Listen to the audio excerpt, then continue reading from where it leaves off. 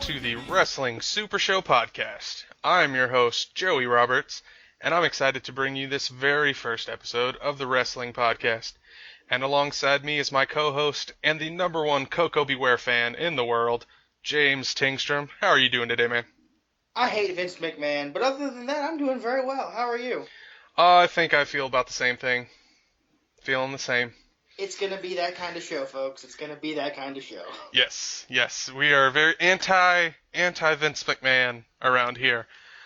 All right, but Some might even say that if he up and passed away, things might get better. now, who would say that? Who would say that besides Me. everyone? It's my gimmick, folks. Get used to it. You've got years of this to look forward to. All right. Now this podcast is going to be similar to some of the other podcasts around, but we'll bring our own flavor and twist to it. We'll be pretty much going over every organization out there: WWE, NXT, Lucha Underground, Ring of Honor, also some New Japan. If you noticed, we didn't say TNA. Because nobody watches that crap. Yes, it is terrible, and their shows are awful. And nobody watches, so I talk about it. Yeah, exactly. Now, most of this will be wrestling based, but I'm sure we'll be bringing up some popular news whenever something big happens. We're big comic book and video game fans too, so we'll touch on that as well. Our next episode, which will be coming out Mania weekend, the weekend before that, Batman vs Superman comes out to theaters, and I'm obsessed with Batman, so we'll be touching on that a little bit too. But let's get into the meat and potatoes of this. James. Yes. How long have you been a wrestling fan? What got you into it? I don't exactly know what got me into it. Well, All right. Yeah, we'll get to that. The first time I ever saw wrestling, I had to be 2, maybe 3 at the oldest. All right. It was Hulk Hogan and Macho Man in a WWF ring, probably 89, 90, somewhere in there, squaring off. I don't know if they were friends, if they were enemies. They both had this bug-eyed cocaine look on their face, and they were like staring each other down after a match. Yeah. Fast forward to June of 1997, I see, flipping through the channels, and I see Hulk Hogan with the Giant's arms pinned behind his back and Dennis Rodman striking him with the WCW World title. I thought, wow, that's the coolest thing I've ever seen. And then I proceeded to change the channel and never went back to it until about the time Starrcade happened and I got back into WCW, or you could say got into it for the first time. Begged my mom to buy the Starrcade pay-per-view. It was only $20. I mean, come on, Mom.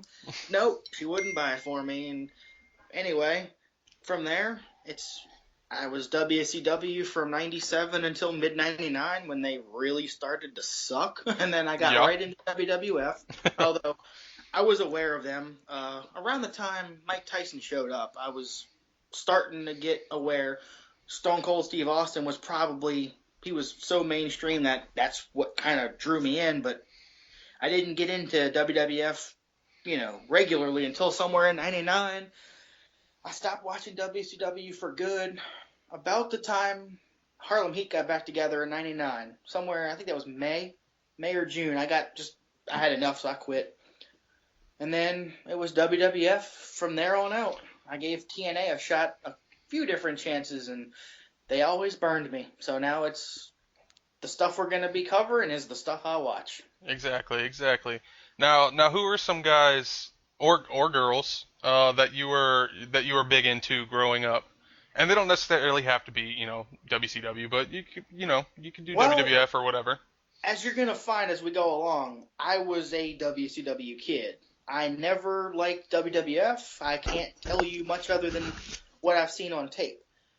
I was the biggest Hollywood Hulk Hogan fan, and I hated the red and yellow. I was like, this is a whole different person, And even to this day, I've kind of, barring recent events with the man, we all know what happened to him a few months ago. Oh, yeah, of course. I started to kind of develop a fondness for the red and yellow, but it's always NWO, and that was the big thing, Juventud Guerrera was another of my favorites growing up.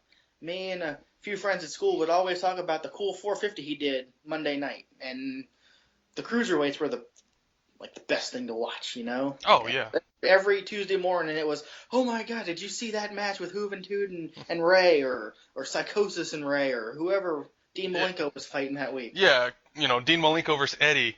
You know, Sting was a big one. yeah. Um, I didn't know who Bret Hart was until he came to WCW, and he Hmm. was obviously he was misused, and we'll probably touch on that for a time or two. But I was a big fan of Bret Hart because, again, NWO. I was the biggest Wolfpack fan, short of painting my face red and black like Sting. Mainly, it was just the WCW crew. I mean, I knew Jim Power's theme song better than I knew who, Stone Cold Steve Austin was. Yeah. And he was like the lowest of the low in WCW on the card. So yeah, that's pretty much it. And All then right.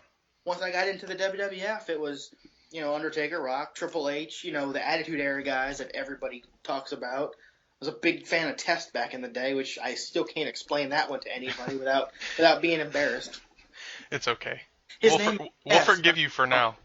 He's named after male genitalia. I mean, come on, what's It's the deal true. with that? Gotta love it. So Eh, how did you get into wrestling, and who were some of your favorites?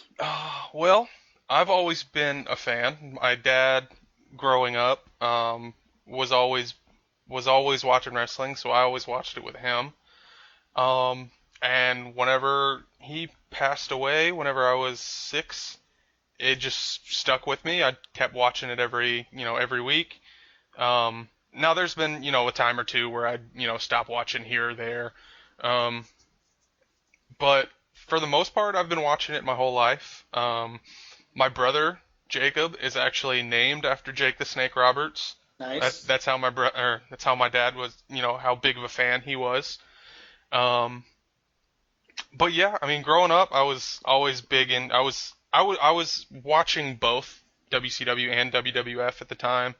And I always get it mixed up, but I know one came on from 7 to 9, and then the other came on from 8 to 10.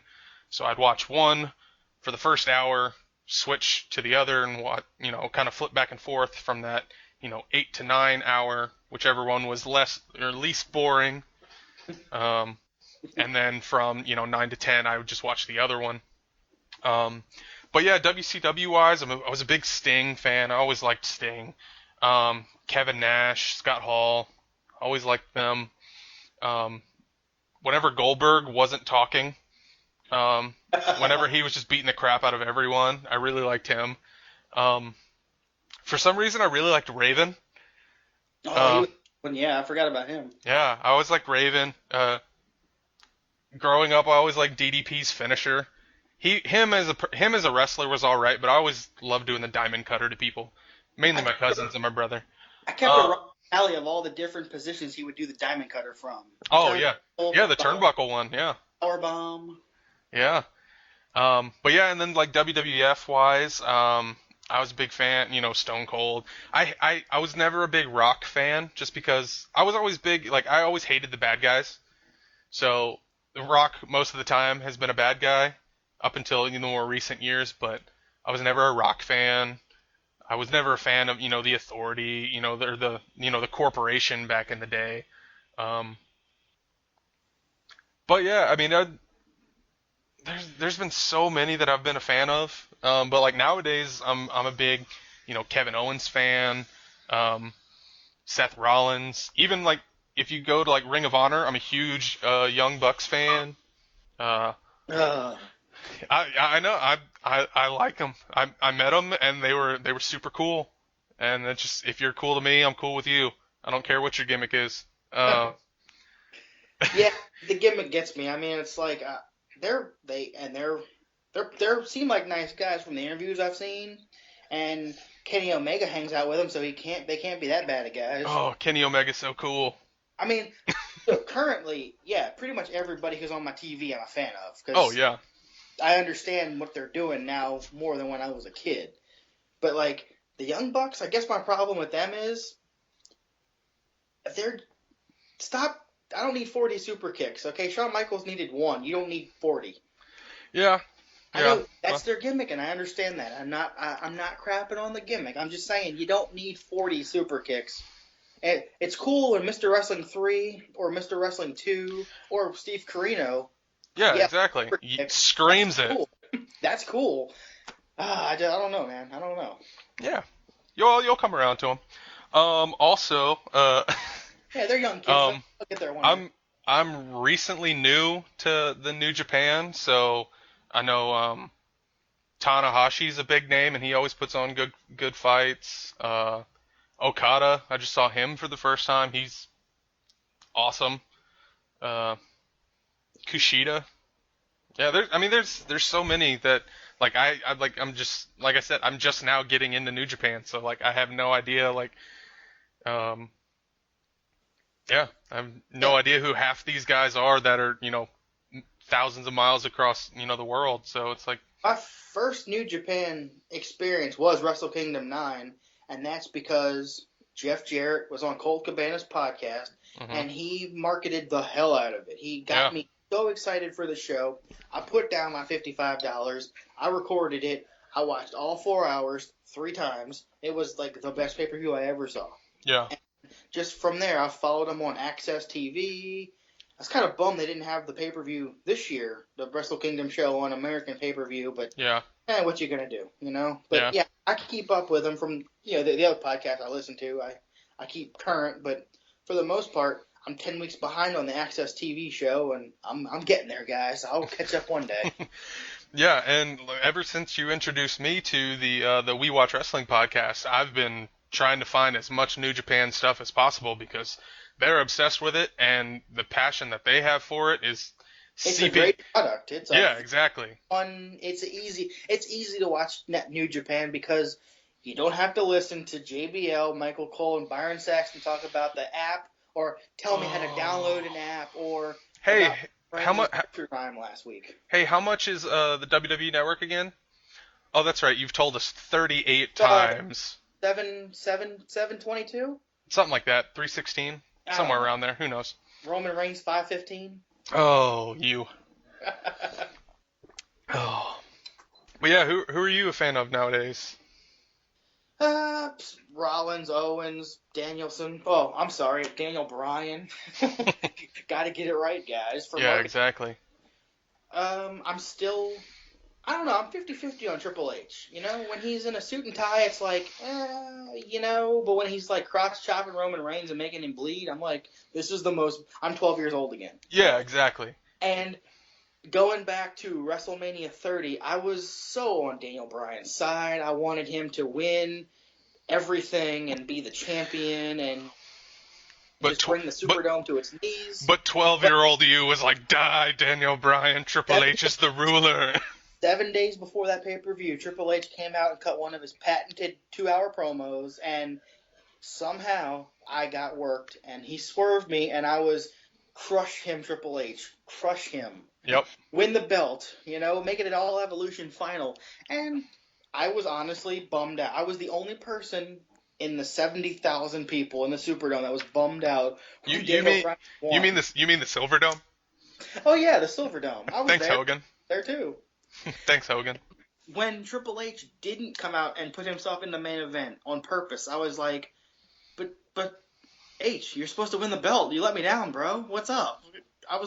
I'm sitting there with all the confetti falling, head in my hand, like I don't know how this happened. Triple H was supposed to win the belt, Yeah. and then got on with my life. But yeah, I tell you who I'm not a fan of. That's an easier list. Not a fan of the Big Show. Yep. Not a fan of the New Day. Oh, I love them. Really not a fan of the New Day. Oh, I'm obsessed. Not a fan of Masked Kane, but corporate / libertarian Kane. I'm all on board for that. Yeah. We'll get, and as we go along, I'll crap on some guys who I can remember. I'm not Yeah. a fan of Adam Rose, but I'm a Oh. fan of Leo Kruger, Yeah. who he seems to kind of be morphing into, but then he went back to this weird character now. That's true. I don't know. He was kind of getting darker, which I liked, and then because the ESPN special they did on him was the coolest thing ever. When his son is sick, and I'm like, you know what? This guy's gonna get a push now. Yeah. People are gonna make an emotional connection with him, and everybody did. And Vince McMahon still said, nope, not for you, kid. Yeah, exactly. The idea of wrestling is to get in front of a crowd and get a reaction. He got a reaction, and they ignored it. Yep. Okay. Much like every other idea people throw his way. Yet Fandango is still employed by the company. Oh, jeez. Yeah. And I will admit, I've been spotty on Raw for the last 7 months. I've Well, you watched. haven't missed Fandango any. Okay, I was gonna ask, has he even been on my TV? Not that I know of. I Okay, haven't seen him. good. So, Not missing anything. yep. All right, well, that's that. Yeah. Well, yeah. And okay, I need to bring something up. Okay, go for it. The floor is yours. I know you hate Brock Lesnar Yep. more than people hate cancer. Okay, you hate Yep. Brock Lesnar a lot, and I Oh, am like the biggest mark for Brock Lesnar. yep. But if he's gonna lose, he's quit kicking him in the balls, man. I mean, and you beat him with a steel chair. It's like Dean. I can't like Dean Ambrose for that. I'm a big Dean Ambrose fan. I think he should be not maybe competing one on one for the belt, but maybe a triple threat. I don't know because he's clearly more over with the fans at this point and has been for some time. Yeah. What are you doing with the steel chair, beating Brock Lesnar half to death? Nobody can Hey, beat the man without cheating. hey. Lesnar deserved it. Okay.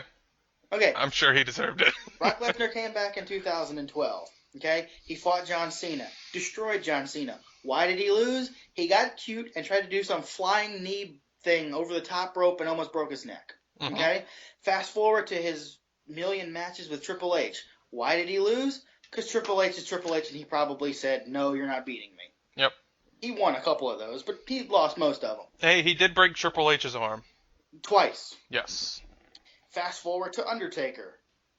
That was, I hear, Undertaker's idea. I don't think we'll ever know the true story because no No. one's ever going to say. He loses to Undertaker because Undertaker kicked him in the balls, then beats him clean in a Hell in a Cell. He only loses when either he, A, gets cute, or B, gets kicked in the balls, or somebody cheats. Yeah. He's Hey, the I'm surprised he never lost or he didn't lose to John Cena within the past couple years. That SummerSlam match, once he started suplexing him, I'm like, okay, it's over. He's going to win this belt. I got real worried for Night of Champions. I'm thinking, don't make a mistake and put the belt right back on Cena because you're going to weaken Brock. The man beat The Undertaker. He should never lose another match again. He's technically the baddest man on the planet now in terms of wrestling. And if I'm supposed to believe in a fight what would happen, the baddest man is supposed to win. Yep. Unless you outsmart him or you use some kind of outside source. But one-on-one, you're not beating Brock Lesnar. Okay, that's my rant on that. All right. Well, I still hate Lesnar, so I'll leave that one alone. I've never have liked him, never will like him. But I digress. Because Bud Light sucks, and I agree with that. And I'm not a fan of Jimmy John's. So that won me over 100% when he made that comment. Bud Light sucks. Yeah. All right. Well, I guess do you have anything else you want to talk about, or do you just want to? What's our next episode gonna be about? All right. Our next episode, we're gonna be going over everything going on WrestleMania weekend, Ooh, tell me. from the NXT Takeover Dallas to the WWE Hall of Fame ceremony. We'll be going over WrestleMania 32 and what we think is going to happen. We'll also go over the Ring of Honor Supercard of Honor. There's 2 days of that, so that's really exciting. And then there's also, I heard there's going to be an Evolve show, and one of the matches got me really excited for that. It's Ricochet against Will Ospreay, and Will Ospreay, the newest member of Chaos. Yeah. Okada picked him up off the free agent market. Yeah, apparently he's supposed to be debuting next month, I think. This month? Next month? Pretty soon. Yeah. But yeah, so we'll be going over everything going on that weekend. We'll also give our predictions on who we think will win, who we think may possibly debut on Monday Night Raw, the best Raw of the year. Some may say the only good Raw of the year. Oh, that is debatable. Yes. But yeah, I guess we're just going to end it here. But if you want to follow us on Twitter, be sure to follow us. It is at JJ Wrestling Show. Go to our Facebook page, Joey and James Wrestling Super Show Podcast. We do have an Instagram. We only have 2 pictures up right now, but it is at JJ Wrestling Super Show. If you want to follow me on Twitter, my personal account, it is at Space Jam is my jam. And James, where can they find you on Twitter? At James Tingstrom. It's my name because I'm not very creative. All right, that works. Also, if you want to send us any emails, suggestions, more importantly, hate mail, send us mail at jandjwrestlingsupershow at gmail.com, and that is JANDJ, not the symbol. Well, yeah, that's going to be it for us, folks. Be sure to be on the lookout for our next episode coming out the weekend before WrestleMania. And yeah, until then, y'all have a great week. And Adios, amigos. all right, y'all have a good one. Bye. Ole!